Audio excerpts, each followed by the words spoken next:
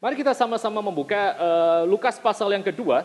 Let us open our scriptures to Luke chapter 2. Lukas pasal yang kedua kita akan melihat ayat pertama sampai ayat yang ke-20. Luke chapter 2 verses 1 to 20. Luke chapter 2 verse 1 to 20. Kalau sudah dapat saya bacakan untuk kita semua. If you've turned here, I'll read this for you all.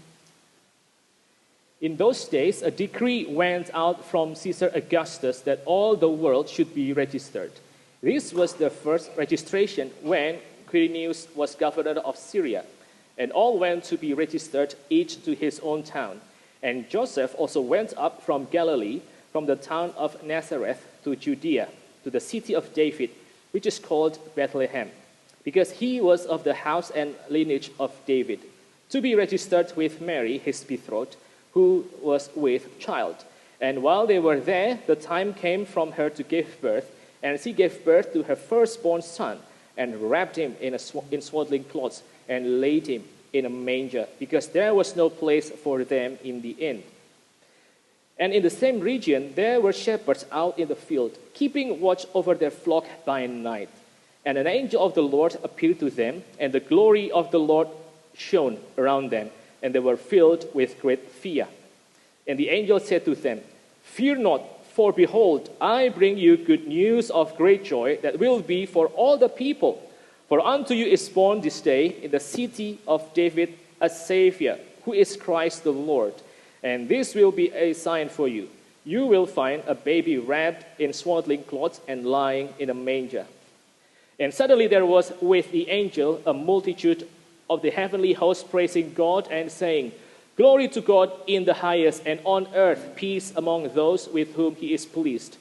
When the angels went away from them into heaven, the shepherds said to one another, "Let us go over to Bethlehem and see this thing that has happened, which the Lord has made known to us."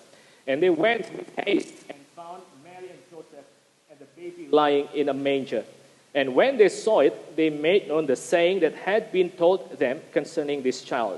And all who heard it wondered at what the shepherds told them. But Mary treasured up all these things, pondering them in her heart. And the shepherds returned, glorifying and praising God for all they had heard and seen as it had been told them. Mari kita sama-sama duduk kepala. Let us all bow our heads down and I'll pray. Father, we thank you, Lord, that we can gather here to hear your word, Lord. Please bless every one of us, from the eldest to the youngest, Lord, that we may cherish and we may celebrate the beauty of Christmas that we will soon meditate. Thank you, Lord.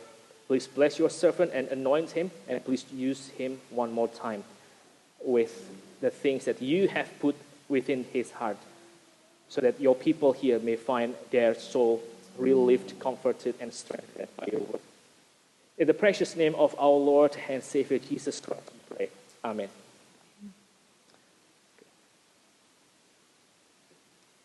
Oke, jadi tema kita hari ini adalah Shepherds, Why This Jubilee. So the theme of our sermon today is Shepherds, Why This Jubilee?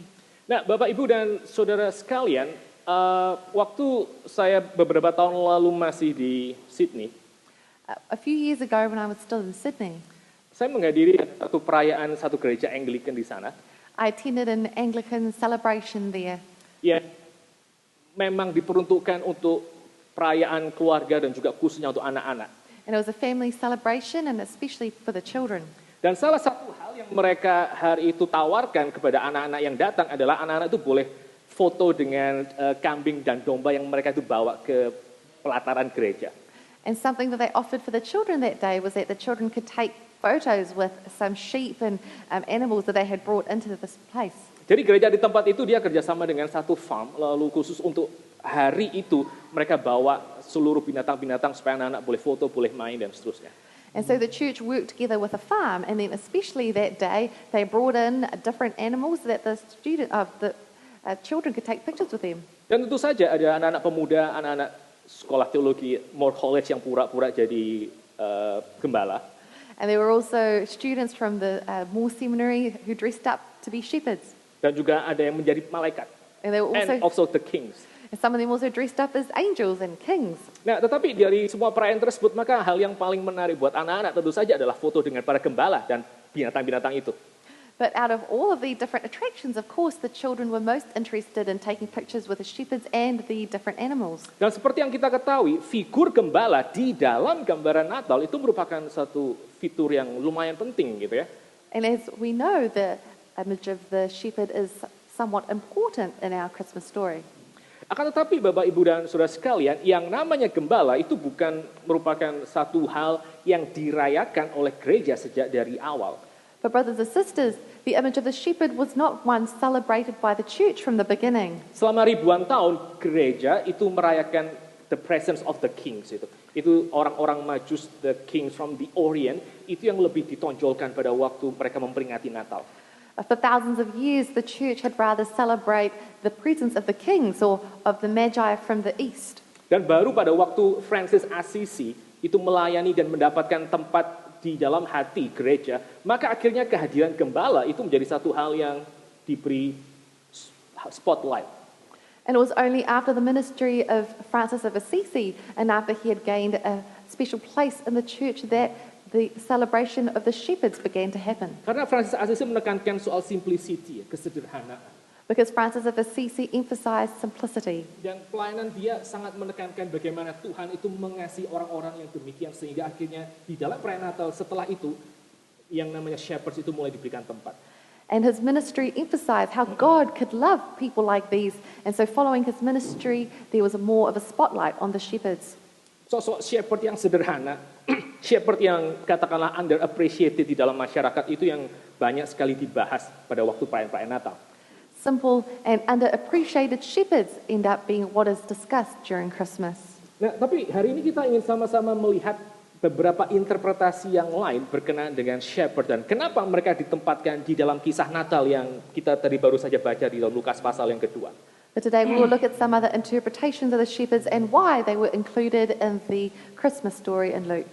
Dan melalui kehadiran para shepherds di dalam Lukas pasal yang kedua kita akan belajar 3 hal tentang Christmas dan semuanya yang berkenaan dengan Christmas. And through the presence of the shepherds in Luke chapter 2, we will learn several points about Christmas. Pertama kita nanti akan melihat tentang the character of Christmas dari kehadiran para gembala. First, we will see the character of Christmas from the presence of the shepherds. Lalu yang kemudian kita akan melihat bersama-sama the identity of the true shepherd, ya. Identitas dari sang gembala sejati di dalam kisah Natal itu. We will look at the identity of the two shepherds in the Christmas story. Dan yang ketiga kita akan sama-sama merenungkan bagaimana kisah Natal itu harusnya mengubah hidup kita. How Christmas should transform our lives. And thirdly, we shall see how Christmas should transform our lives. Oke, mari kita sama-sama perhatikan poin yang pertama ya. Let us look at the first point Tentang the character of Christmas. about the character of Christmas. Nah, saudara, pada waktu saudara melihat gambaran para gembala yang diceritakan di dalam Lukas pasal yang kedua, When we look at the image of the shepherds as illustrated in Luke chapter 2, maka para gembala yang hari itu mereka sedang berjaga-jaga di padang pada waktu malam, we see that shepherds who are watching the flock by night. itu merupakan satu gambaran yang sebetulnya punya kaitan dengan gambaran yang ada di dalam perjanjian lama. It's an image that has ties to another picture in the Old Testament. Gambaran yang apa di dalam perjanjian lama? What image in the Old Testament? Nah, ada satu artikel ya, ada satu jurnal artikel yang saya pada waktu persiapan khotbah ini saya baca. There was a journal article that I read in preparation for this sermon. Lalu di dalam jurnal artikel tersebut dikatakan bahwa pada waktu hari itu Lukas dengan sengaja mengatakan ada gembala menjaga domba di malam hari. And in this journal it said when Luke purposefully said that the shepherds were watching their flock by night. Maka itu menunjukkan, Lukas itu mau menunjukkan bahwa kisah Natal itu merupakan satu extension dari kisah Passover yang ada di Exodus. Luke wanted to show that the story of Christmas is an extension of the Passover story in Exodus. Jadi sekali lagi ini yang dikatakan Lukas di dalam ayat yang ke-8 pasal yang kedua. Once again, this is what is said in verse 8 of chapter 2. And in the same region there was shepherds out in the field keeping watch over their flock by night. Di daerah itu ada gembala-gembala yang tinggal di padang menjaga kawanan ternak mereka pada waktu malam. Kenapa harus ditekankan mereka sedang berjaga-jaga dan kenapa ditekankan hari itu sedang malam? Why was it emphasized that they were watching and that it was night? Nah, kalau kita memperhatikan kisah Exodus di dalam perjanjian lama, maka malam hari itu merupakan waktu yang sangat penting untuk Israel. If you pay attention to the book of Exodus, nighttime was a very important time for the Israelites. Apa pentingnya time setting malam hari untuk kisah Exodus? What is the importance of the setting of nighttime in the book of Exodus? Karena di malam hari, maka itu merupakan waktu ketika Allah dikatakan dia akan mengelilingi tanah Israel dan tanah Mesir, dan ia akan mengambil satu persatu nyawa anak-anak Mesir. Because in the book of Exodus, nighttime is when God surrounded Egypt and took the lives of the firstborn. Ini yang dikatakan oleh kitab Exodus pasal 12. This is what is said in Exodus chapter 12. For I will pass through the land of Egypt that night, and I will strike all the firstborn in the land of Egypt. Sebab pada malam ini aku akan menjalani tanah Mesir dan semua anak sulung, dan kepada semua Allah di Mesir akan kujatuhkan hukuman. Jadi pada waktu malam hari itu, maka akan ada kebebasan yang akan diterima oleh orang-orang Israel. Akan ada redemption yang akan mereka nikmati.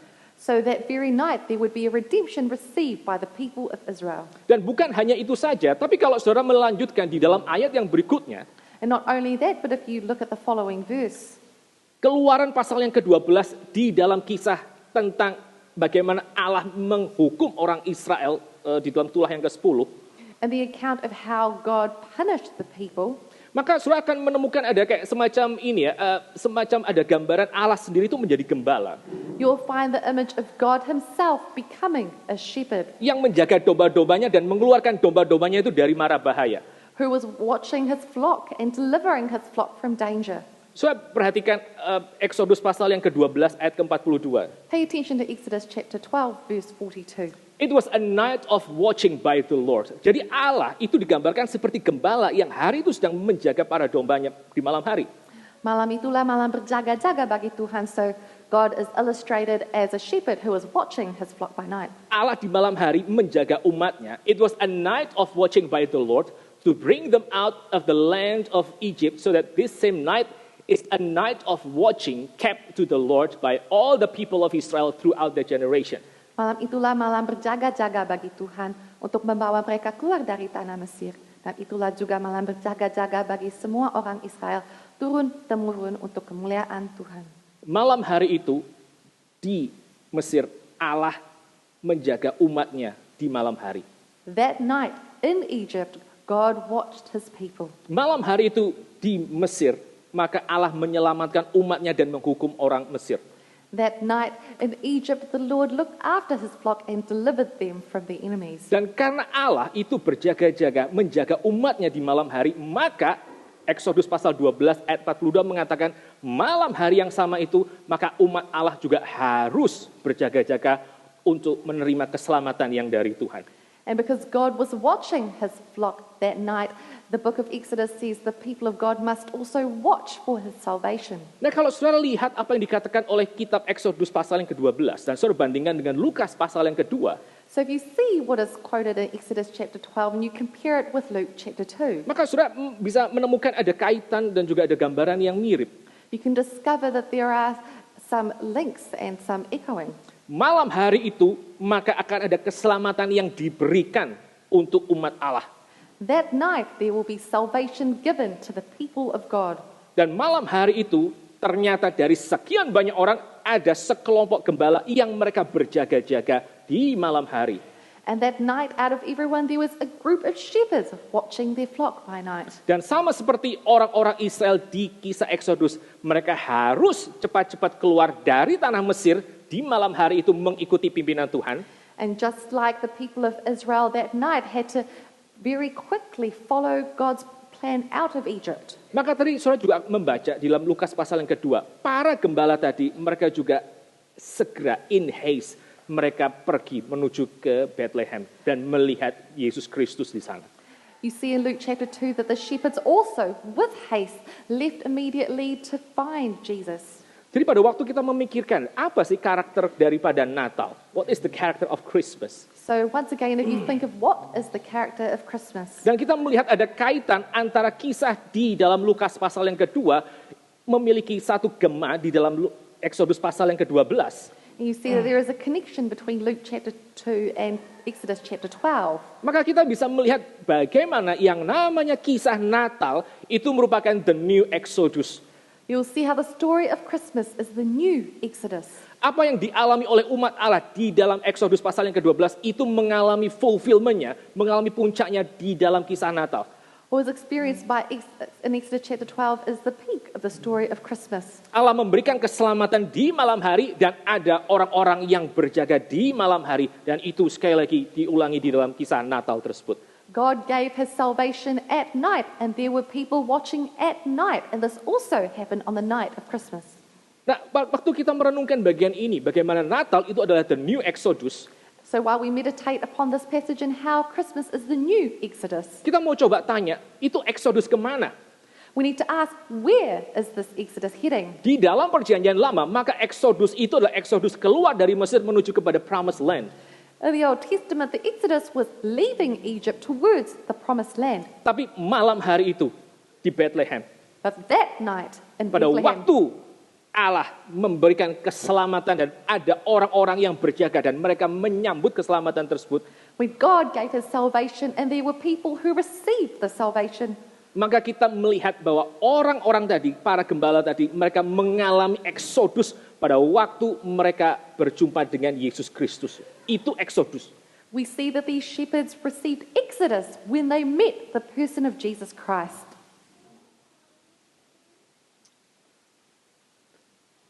Sebagaimana orang-orang Israel, mereka bersuka cita pada waktu mereka berjalan keluar dari Mesir dan menuju ke tanah perjanjian yang mereka belum lihat. In the same way that the Israelites left Egypt joyfully to head towards the promised land which they could not see yet. Para gembala itu mengalami Exodus dengan penuh sukacita ketika mereka menerima Yesus Kristus. The shepherds experienced Exodus joyfully as they met with Jesus Christ. Lalu Alkitab itu mengatakan, ya mereka pulang dengan penuh sukacita dan mereka memuji Allah. And the Bible said that they headed home filled with joy, praising God. I think waktu kita merenungkan sekali lagi bagaimana Christmas itu adalah ini ya, Exodus yang baru. So if we return to the thought that Christmas is the new Exodus, Kita bisa memikirkan itu bahwa Christmas sebagai satu Exodus itu harusnya memberikan a great relief untuk orang-orang yang menyadari bahwa selama ini mereka ada di dalam slavery daripada dosa. we can see that Christmas brings great relief to people who so far have been enslaved by the chains of sin. Exodus itu membawa satu great relief ya, satu great comfort untuk orang-orang yang sadar dirinya adalah budak. Exodus brings great relief to those who recognize that they are slaves. Dan kalau saudara melihat pergumulan para gembala yang datang kepada Yesus Kristus dan mengalami Exodus itu, If you look at the struggles of the shepherd who experienced Exodus upon meeting Christ, maka satu hal yang kita bisa renungkan untuk poin pertama ini adalah something we can reflect on in this first point is, apakah kita sebagai orang Kristen, waktu kita sekali lagi merenungkan kisah Natal sebagai Exodus, kita juga masih merasakan relief itu. do we as Christians, when we meditate upon the story of Christmas as Exodus, experience the same relief? Masalahnya adalah seberapa kita merasakan relief itu, seberapa kita merasakan kelegaan karena Natal, itu ditentukan dari definisi kita tentang pergumulan kita atau masalah kita yang paling besar itu apa. The problem is that the degree to which we experience relief upon meditation of Christmas depends on what we have defined as our greatest problem. Saudara, para gembala tadi setelah bertemu dengan Yesus Kristus, mereka pulang ke rumahnya dengan penuh sukacita. The shepherds, after meeting with Jesus, went home joyfully. Tapi mereka sukacita karena apa? But why were they joyful? Karena sebetulnya setelah mereka pulang ke tempat mereka, setelah berjumpa dengan Yesus Kristus, tidak ada yang berubah sama sekali dengan status sosial ekonomi mereka. Because actually, when they went home after meeting Jesus, nothing changed about their socio-economic status. Mereka tetap adalah orang-orang yang marginal. They were still marginalized Mereka people. tetap adalah orang-orang yang outcast dari society.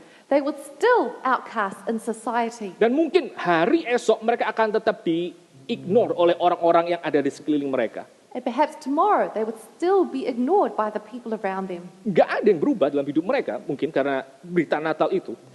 Perhaps nothing changed in their lives because of this Christmas message. Gak ada yang socially berubah di dalam pergumulan mereka. Nothing socially changed in their struggles. Tapi sekali lagi Alkitab itu mencatat Lukas pasal kedua, mereka pulang dengan memuji Allah dengan penuh sukacita.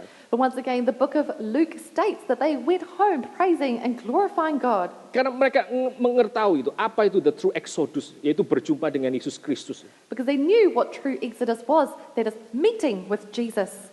Demikian juga saudara, waktu kita sekali lagi memikirkan bagian ini, kita mesti juga refleksi apakah kita pada waktu merayakan Natal dimanapun saudara berada. So the same way as we meditate upon this, wherever we are celebrating Christmas, Apakah kita masih mendefinisikan sebetulnya masalah kita yang paling besar adalah pada waktu kita separated dari diri Allah. Pada waktu kita masih di dalam the house of slavery of sin and the devil. do we still define our greatest problem as being separated from God and being a slave in the house of sin? Karena tanpa kita menyadari bahwa kita tadinya ada di dalam rumah perbudakan, maka berita Natal nggak akan menjadi satu berita yang relieving, nggak akan menjadi satu berita yang melegakan dan memberikan penghiburan. Because without us recognizing that we were slaves in the house of slavery, the story of Christmas would not bring us relief. Itu poin yang pertama yang kita bisa pikirkan hari ini. That is the first point we can meditate on today. Apakah karakter dari the narrative of Christmas, kisah Natal? What is the character of the narrative of Christmas? Christmas itu merupakan satu new exodus, Christmas is the new Exodus, the greatest exodus yang paling besar. the greatest Exodus. Lalu bagian yang kedua yang kita mau coba pikirkan, And the second point we'll think of, kita akan coba sama-sama pikirkan mengenai identitas dari the true shepherd di dalam kisah tersebut. we'll think of the identity of the true shepherd in this passage. Ada satu bagian di dalam perjanjian lama di mana Allah itu menjanjikan kepada umatnya There is a passage in the Old Testament where God is promising to his people bahwa satu kali kelak maka Allah itu akan memberikan seorang gembala. that one day God would give his shepherd. Kita coba lihat satu bagian ya dari Yehezkiel pasal 34 ayat ke-23. Let us look at Ezekiel chapter 34, verse 23. Ini yang dijanjikan oleh Allah kepada umatnya yang hari itu mereka ada di dalam pembuangan. This is what God promised his people who were in exile that day. Kenapa umat Allah, para domba-domba itu ada di dalam pembuangan? Why were God's people, his sheep, in exile? Karena raja-raja yang memerintah atas mereka, raja-raja yang menggembalakan mereka, itu adalah raja-raja yang hatinya menyimpang dari Allah, sehingga akhirnya seluruh bangsa itu harus masuk ke dalam pembuangan. Because the kings who ruled over them, the kings who were shepherds over them, had hearts which left the Lord and caused all of their people to be cast into exile. Lalu ini yang dijanjikan oleh Allah di dalam kitab Yehezkiel. And this is what was promised by God in the book of Ezekiel. Yaitu satu kali kelak dia akan memberikan satu raja yang baru. That one day he would bring a new king. Akan diberikan ada satu gembala yang baru atas umatnya. There would be a new shepherd over his people. Dan ini yang dikatakan oleh Allah di dalam Yehezkiel 34 ayat 23. And this is what is said in Ezekiel chapter 34, verse 23. And I will set up over them one shepherd, my servant David, and he shall feed them. He shall feed them and be their shepherd. Aku akan mengangkat satu orang gembala atas mereka yang akan mengembalakannya, yaitu Daud, hambaku. Dia akan mengembalakan mereka dan menjadi gembalanya. Apa yang dimaksud dengan Allah itu menetapkan satu raja seperti Daud untuk memberi makan orang umatnya. What does God mean setting someone like David as a king to be the shepherd? Untuk feed the sheep. To feed the sheep. Nah, saudara, kalau saudara melihat di dalam perjanjian lama, maka salah satu syarat untuk orang itu boleh menjadi raja adalah dia mesti mengerti apa itu Torah. If you look in the Old Testament, you'll see one of the requirements for someone being king is that they must understand the Torah. Tanpa orang mengerti Torah, dia tidak bisa menjadi gembala atas umat Allah. Without people understanding the Torah, they cannot be the shepherd over their people. Tanpa orang mengerti apa kehendak Allah di dalam Torah yang dinyatakan, dia tidak mungkin bisa menjadi raja. Without people understanding what was the will of God in the Torah, they could not become king. Makanya kalau saudara melihat kitab Yosua, ketika Yosua itu menggembalakan orang-orang Israel mau masuk ke dalam tanah perjanjian, So if we look at the book of Joshua, when Joshua was shepherding over his people to enter into the promised land. Maka berkali-kali Allah itu mengatakan untuk Yosua itu harus embody the whole Torah. But God says to Joshua multiple times that he must embody the whole of the Torah. Kamu harus merenungkan Torah dan berusaha supaya hidupmu tidak menyimpang ke kanan dan ke kiri daripada Torah. Yosua harus menjadi embodiment daripada Torah tersebut. You must meditate upon the Torah and you must make sure that you obey it and do not stray from it. So Joshua had to be the embodiment of the Torah. Jadi di dalam perjanjian lama, seorang raja bagaimana caranya dia feed the lamb of God dengan cara mengajar Torah dan memastikan seluruh hidup itu hidup yang sejalan dengan Torah. Itu cara seorang raja shepherding God's sheep, umat Allah.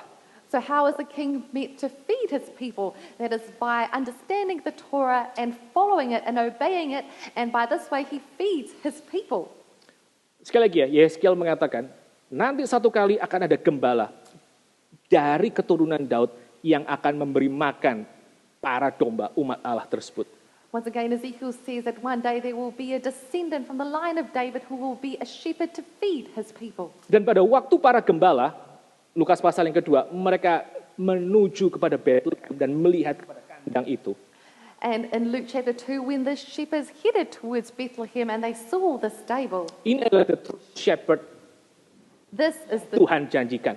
a true shepherd who God had promised. Ini adalah gembala yang Tuhan itu janjikan kepada Yehezkiel akan memberi makan umat Allah. This is the promised shepherd who would feed his people. Tapi ada satu twist di sana. But there is a twist here. Karena pada waktu gembala itu mendapati Yesus Kristus, Because when the shepherds found Jesus, maka Yesus Kristus itu ada di palungan, di tempat makan binatang. Jesus was lying in a manger, a place where animals ate from. Dengan kata lain, nanti yang akan menjadi makanan untuk umat Allah itu adalah Yesus Kristus sendiri. In other words, the food for the people of God themselves is Christ. The true shepherd itu pada waktu dia datang dan memberi makan umat Allah, dia akan memberi makan dengan apa? Dengan dirinya sendiri. The true shepherd, when he would come and give himself he would feed his people, the food is himself. Saudara, di dalam Injil Lukas itu nggak ada omongan kayak Yohanes. Memang dua Injil yang berbeda. In the Gospel of Luke, there are no sayings like in John. They are different Gospels. Pada mulanya adalah firman itu adalah bersama dengan Allah dan firman itu adalah Allah. Firman itu menjadi manusia dan diam bersama kita. In the beginning was the Word, and the Word was with God, and the Word was God, and He dwelt among us. Tapi herannya, meskipun tidak ada penjelasan yang eksplisit bahwa firman itu menjadi manusia dan bersama dengan kita dan akhirnya naik ke atas kayu salib. And even though there is no explicit explanation, the Word became flesh and later on ascended to the cross. Tapi pada waktu kita membaca the Gospel of Luke, Injil Lukas, dari perspektif seluruh perjanjian lama, kita bisa menemukan gambaran yang sama. Bahwa Lukas itu mempresentasikan Yesus Kristus sebagai apa? Sebagai the Torah in person yang akan dinikmati oleh umat Allah. We see that when we read the Gospel of Luke in light of the whole of the Old Testament, that he is giving the same imagery that Jesus is a fulfillment of the Torah, that he would give himself for his people. Siapa sih the true shepherd itu? Siapa sih yang ada di dalam kandang tersebut? Who is the true shepherd? Who is in the stable? Identitas orang yang menjadi the true shepherd itu adalah sekaligus makanan untuk umat Allah. The identity of the true shepherd would become food for his people. Tapi sekali lagi pertanyaannya, pada waktu kita merenungkan bagaimana Yesus Kristus itu menjadi makanan untuk domba-domba Allah.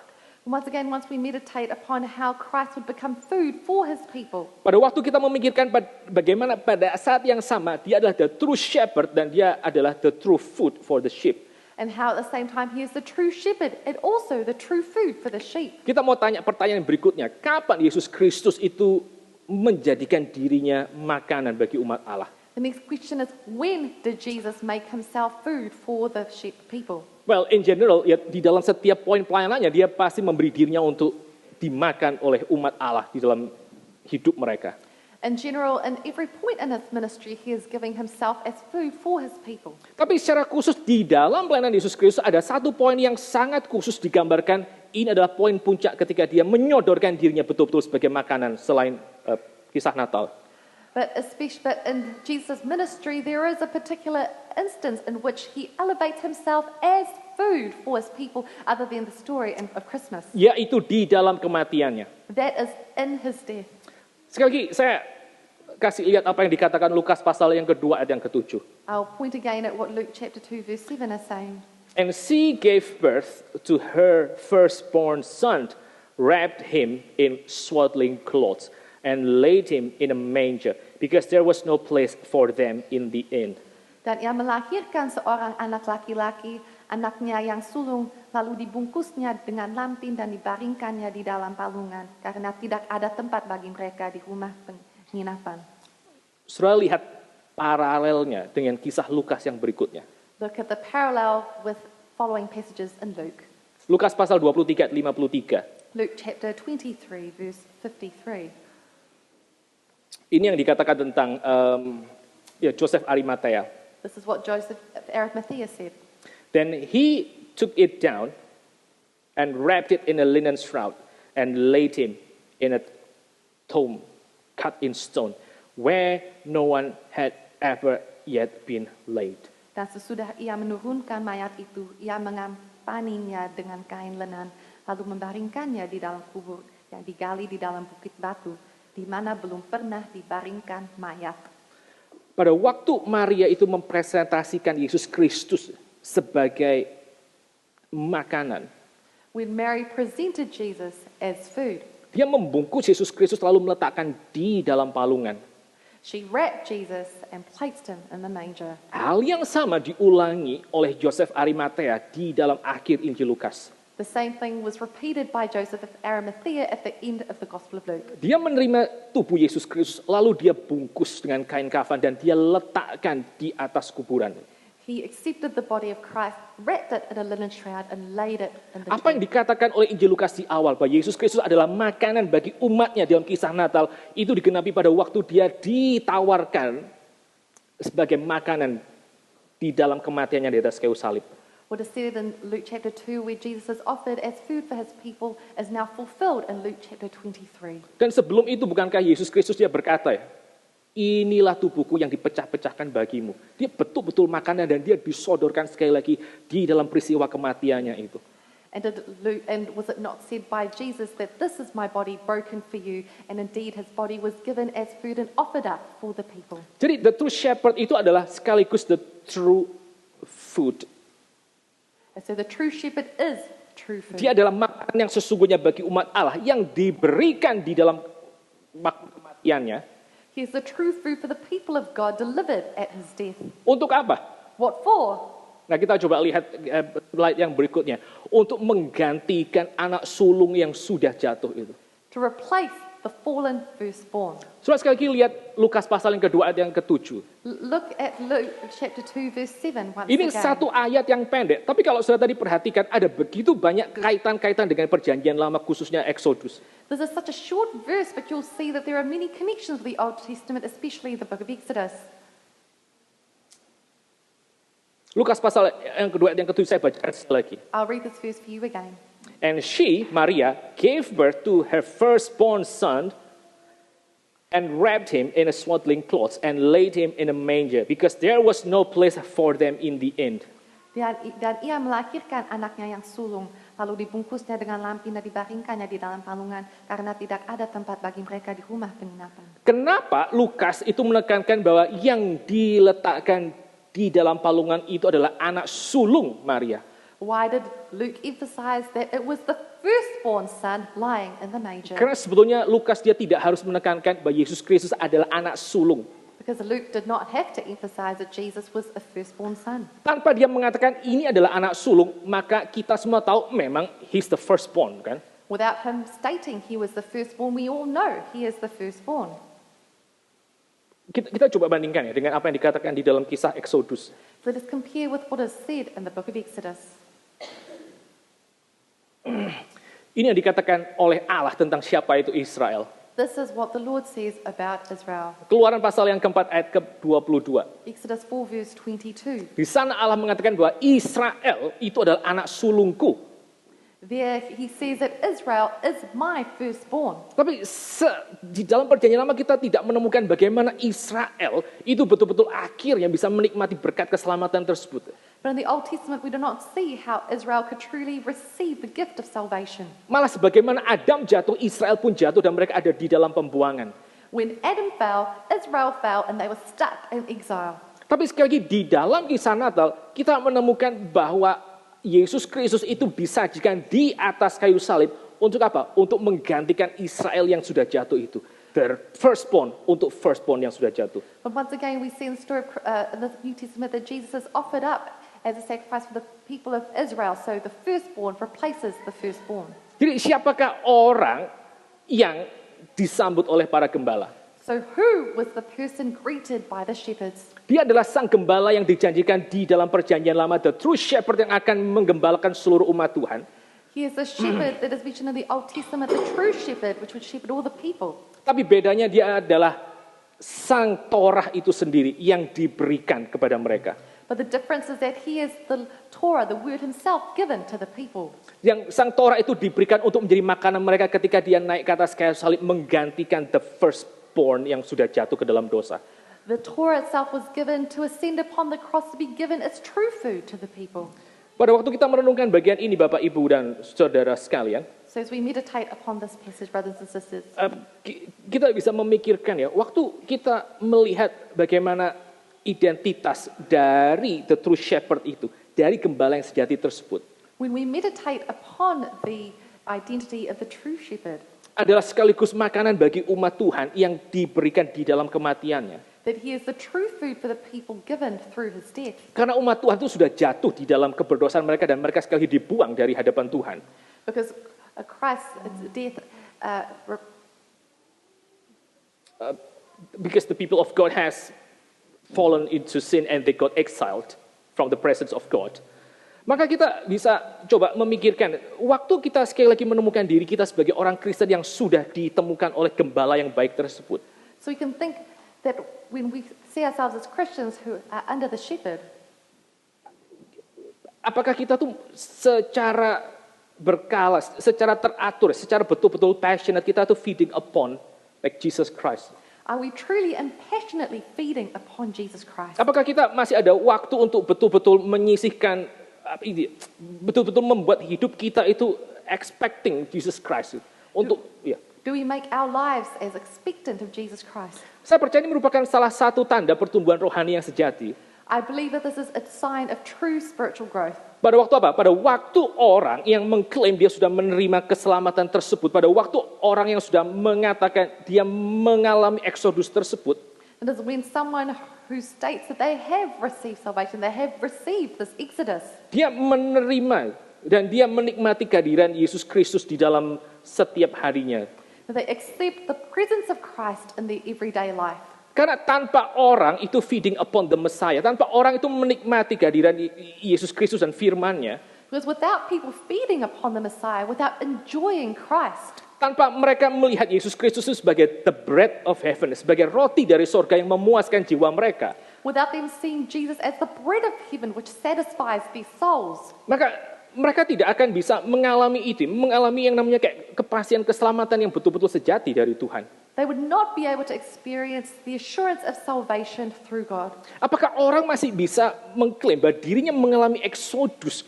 Kalau misalnya di dalam pergumulan setiap harinya, dia sama sekali tidak ada itu, nggak ada satu persekutuan dan satu union dengan juru selamatnya. Can people claim that they truly experienced Exodus if they don't have fellowship and they do not dwell with their Lord every day? Ya, saya tidak mengatakan bahwa kalau ini ya, saya tidak mau membalikkan kayak konsep keselamatan kita, bahwa keyakinan keselamatan kita itu adalah satu hal yang merupakan buah dari perbuatan baik kita, karena itu akan kembali lagi kepada medieval monasticism. I don't want to reverse our salvation and say that our salvation is due to our good works, because that would be going towards the medieval monasticism. Tapi sekali lagi waktu kita melihat apa yang dikatakan oleh kitab suci, But if we look at what is stated in Scripture, bahwa sang gembala itu adalah dirinya sendiri makanan bagi domba-dombanya, that the shepherd himself is food for his sheep, maka feeding upon the Savior itu menikmati kehadiran sang juru selamat itu satu indikasi bahwa kita memang adalah dombanya yang kita menikmati kehadirannya. That the feeding upon the shepherd, feeding upon the presence of the shepherd is a sign that we are his true sheep. Poin yang terakhir untuk hari ini, kita akan sama-sama memikirkan bagaimana kisah ini itu bisa mentransform hidup kita. The final point today is we'll meditate upon how this story transforms our lives. Singkatnya, saudara, Briefly, brothers and sisters. Kalau kita membaca Lukas pasal yang kedua, kita akan menemukan bagaimana para gembala itu digambarkan sebagai satu extension dari malaikat. If we look at chapter 2, we see how the shepherds are an extension of the angels. Waktu saudara ingat malaikat, waktu saudara dengar kata malaikat, apa yang muncul dalam benak saudara? When you think of the word angel, what comes to mind? Most likely ini, this is what we mean by angels. Most likely it's this image, what we Yeah, mean by like angel. figur dengan dua sayap dan seterusnya gitu kan. Itu adalah malaikat. A figure with two wings and so on and so forth, that is an angel. Ini gambaran ini ya, gambaran modern kita tentang malaikat itu ya seperti ini. This is our modern image of an angel. Sehingga pada waktu misalnya dikatakan di dalam khotbah atau di dalam kelas bahwa malaikat Tuhan itu adalah actually Yesus Kristus. So in a sermon, if it says that the angel is Jesus Christ, Maka ada orang itu bisa bingung-bingung apakah Yesus Kristus itu actually kayak Mikhail atau Gabriel itu. some people might be confused. So is Jesus like Michael or Gabriel? Karena klaim Yesus Kristus adalah malaikat itu membawa gambaran Yesus Kristus itu kepada figur yang ada di slide itu.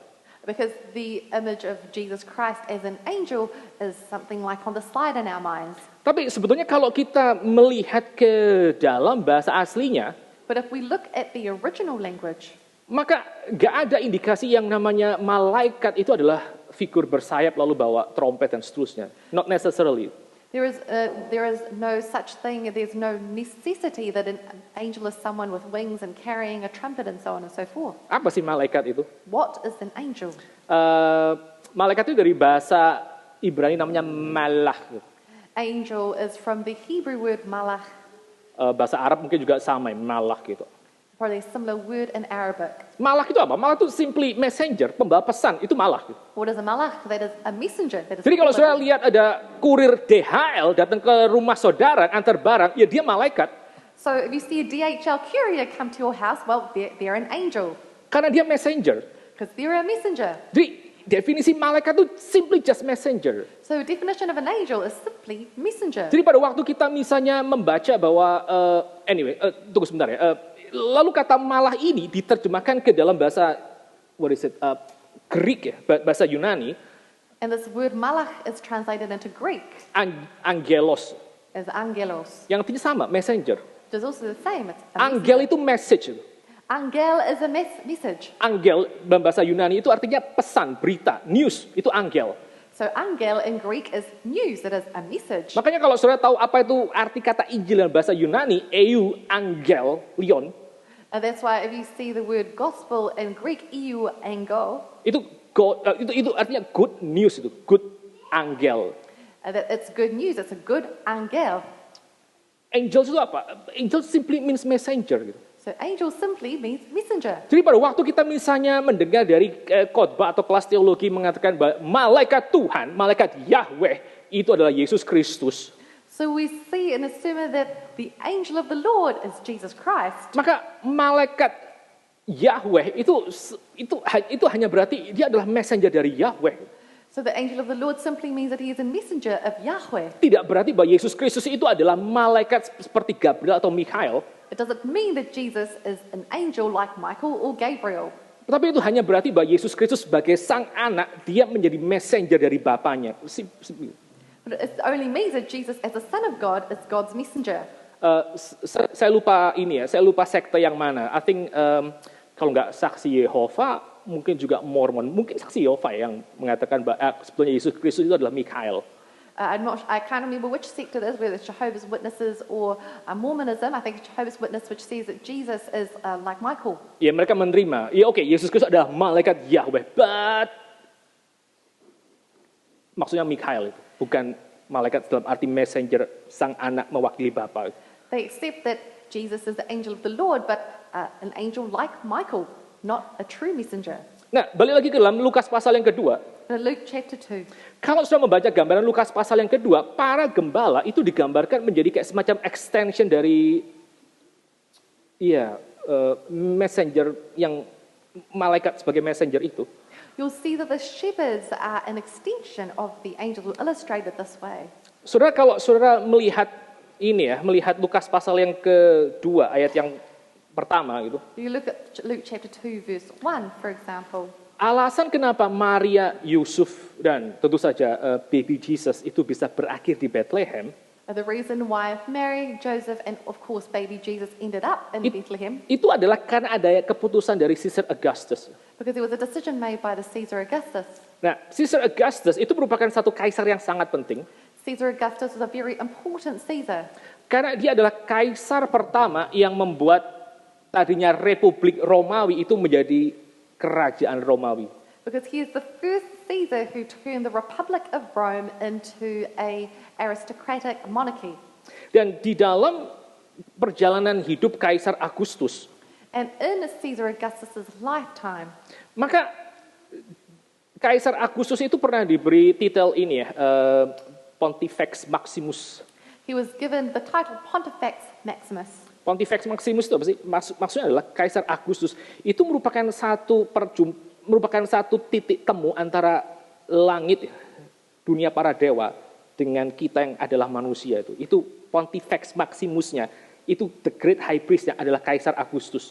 So Pontifex Maximus is a title which means that Caesar Augustus is the meeting point between our earthly beings and the heavenly beings. So he was acting like the great high priest. Di dalam perjalanan berikutnya, maka Kaisar Agustus itu betul-betul dinobatkan sebagai one of the Roman gods, sebagai gods beneran.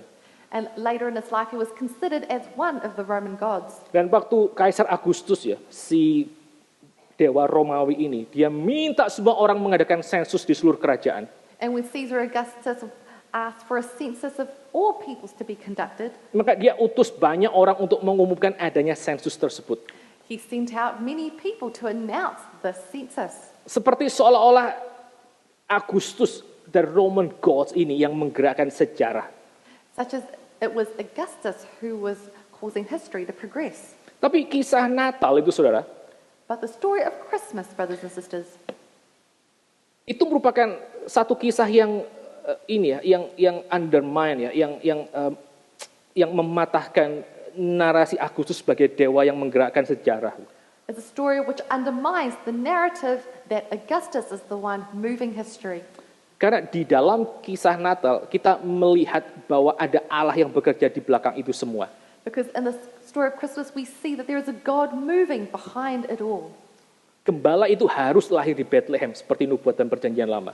The shepherds must be born in Bethlehem, Dan such as was prophesied. pada waktu Yesus Kristus itu dilahirkan di Bethlehem, And when Jesus was born in Bethlehem, maka sama seperti Augustus yang dia mengutus banyak orang untuk mengumumkan sensus dan menggerakkan sejarah, so the same way that Augustus announced that there was a census of his countries, maka Allah itu mengutus malaikat the heavenly being itu, messengernya untuk mengumumkan berita keselamatan di dalam Kristus. God sent his messengers, the angels, to bring news of this coming.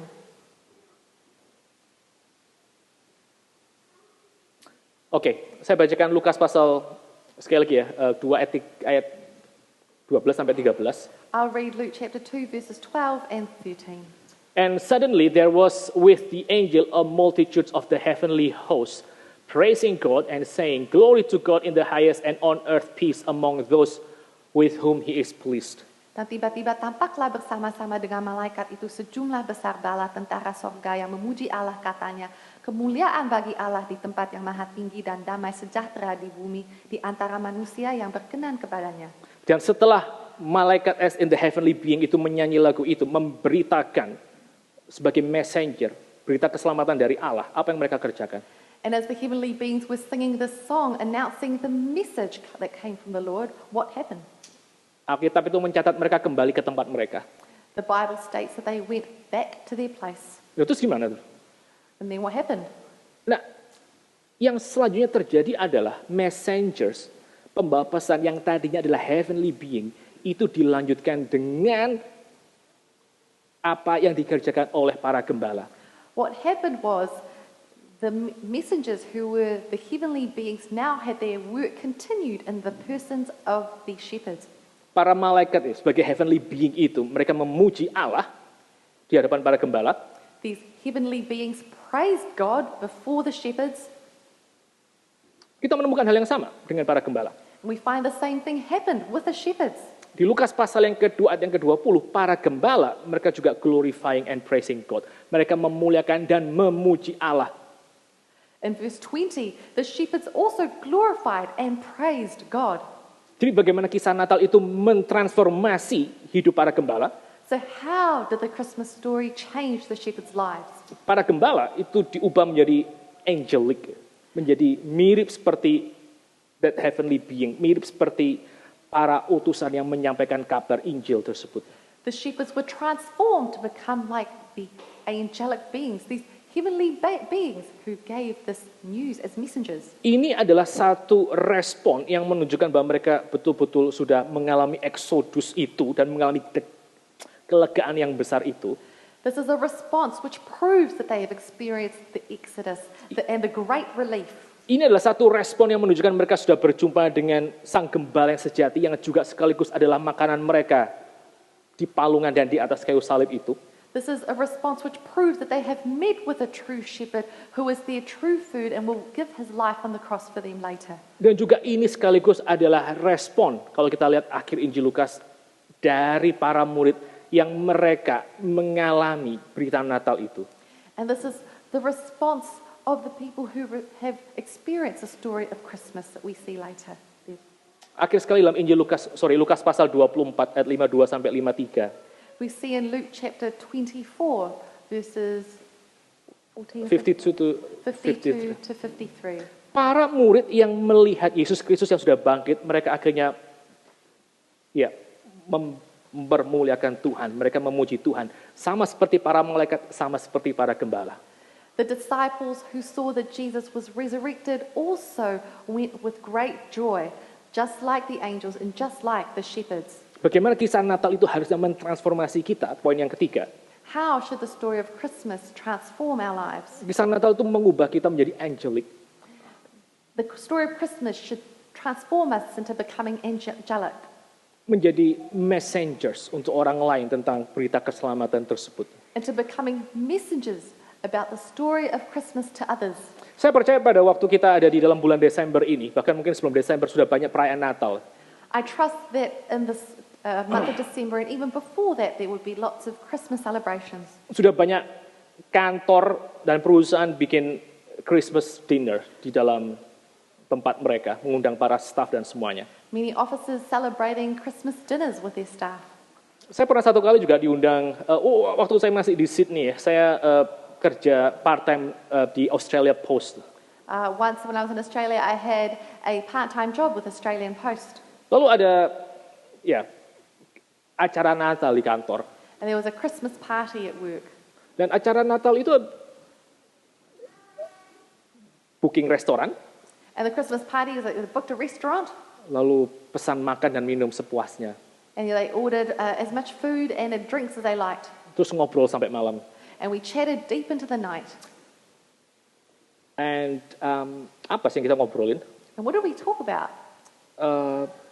Kita menjadi pembawa pesan dari pergumulan kita masing-masing.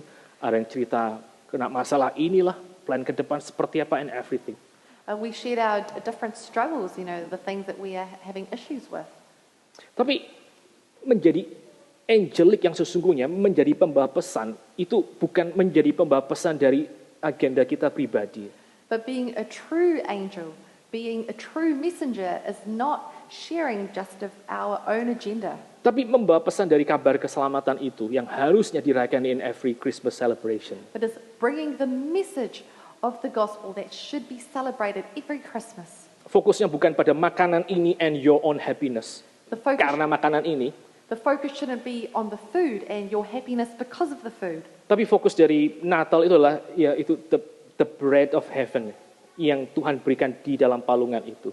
But the focus of Christmas should be the bread of heaven that is given in the manger. Dan ini yang akan membawa the great relief untuk semua orang.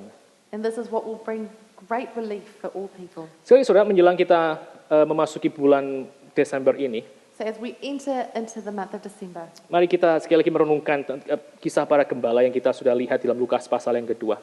let us meditate upon the story of the shepherds in Luke chapter 2. Apa itu karakter Natal? What is the character of Christmas? Natal itu adalah kisah keluaran yang baru. Christmas is the new Exodus. Orang mengalami eksodus, mengalami keluaran pada waktu mereka berjumpa dengan Yesus Kristus. People experience Exodus when they meet the person of Jesus Christ. Siapakah identitas dari sang gembala yang sesungguhnya dalam kisah tersebut? What is the identity of the true shepherd in this story? Dia adalah gembala sejati yang memberi dirinya untuk menjadi makan dan roti hidup untuk umat Allah. He is the true shepherd who gives his life and his body as feed for his flock. Bagaimana kisah ini mengubah hidup kita harusnya? And how should this story transform our lives? Dengan kita menjadikan kita angelic, menjadikan kita messengers. And making of us angelic messengers. Biar kita ini boleh menjadi berkat buat kita sekalian. May this be a blessing for us all. Mari kita sama-sama tunduk kepala, kita masuk dalam doa. Let us bow our heads and pray. Could you pray for us? Dear Heavenly Father, we praise you, Lord, that you have come to earth for us and that you've given your life.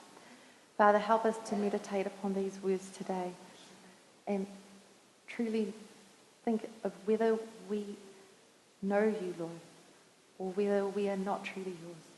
I pray, Father, that you would change our hearts, help us to be bold for you, especially this season of Christmas, to love those around us enough to share the good news with them that they may receive your freedom and your salvation, Lord.